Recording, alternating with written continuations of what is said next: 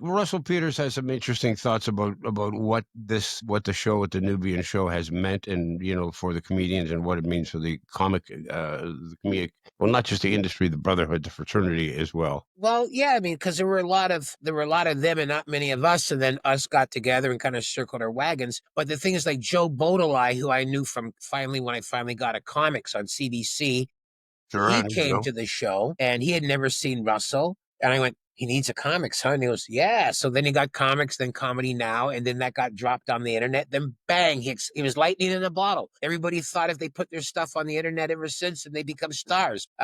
Russell and Dane Cook and maybe two or three others have the only ones that have climbed to that level. So Which it was a lot definitely of was. there was It gave so many people their first TV exposure as a result of being seen at the Nubian Show. Yeah, and for some people, I guess it was a difficult thing to understand how if I put this thing on the internet, people are going to chop it up into bits and pieces, and it's going to get scattered everywhere, and I'm not going to get a penny of it. Not realizing, yeah, but you get this exposure that your pennies wouldn't be able to buy. Yeah, to this day, I still haven't really caught on that. Put your thing, yes, but it'll interfere with me selling my own homemade CDs for $10 out of a box at the end of the show. So, I mean, I myself been guilty of thinking small, but now there's people that tell you that if you get enough plays or enough hits, that you'll start getting money from sponsors and from other. Where the money comes from, I don't know. But TikTok, I thought you had to pour water on yourself or jump out of a car as it goes off a bridge in order to qualify. But some people just like crowd works,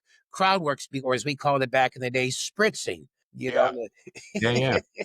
yeah, like when you were working the gigs, it was spritzing. That's right. And I guess the Jewish element just left stand up because now it's like crowd work. Yes, crowd work. It was spritzing, and it was also, I got to save my ass here because the crowd is getting more laughs than I am, so I better work really hard.